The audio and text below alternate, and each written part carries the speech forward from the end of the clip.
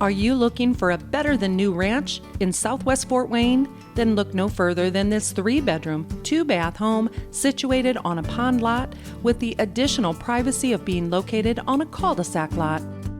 The open concept kitchen offers upgraded cabinets outfitted with soft closed doors and drawers, a deluxe gas range, and a corner pantry, plus an island with a sink. Enjoy sitting around the dining table with the view of the water directly outside your patio door.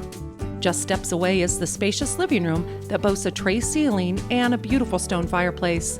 The arched doorways in the main living space offer a unique design detail that brings the space together.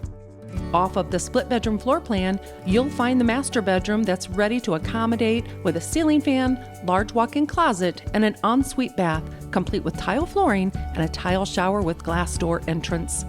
Plenty of storage can be found in this home, including a walk-in storage on the main level, as well as the attached 2-car garage with steps to a floored attic storage area. Imagine the stunning sunrise views over the pond as you sip your morning coffee on the back patio underneath the pergola. This great home is in a wonderful location within the award-winning Southwest Allen County School District and will not last long. Call Katie Brown to make sure that you don't miss out on this one.